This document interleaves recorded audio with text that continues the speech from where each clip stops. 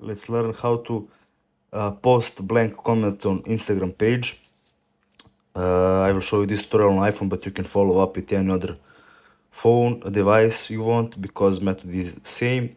So without any delay, let us start by opening Safari browser or Google or any other browser you got on your phone.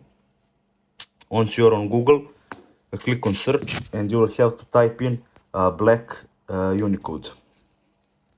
So click on this page that appear first.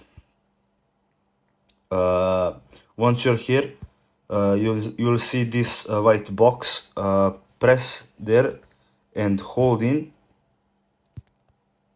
You will see this new section. Click on copy and you will have this thing copied. This is actually a blank character. Now go back to the first page, go to your Instagram. Now you will have to find some random video. Let's click on this, click on comment. Now add a comment for this page. Click here and hold there. Now you'll see this paste option. And as you can see this space, but this space character moved.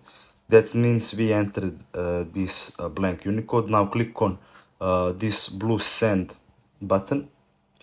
And as you can see, we just posted a blank account. So thanks for watching and see you in the next video.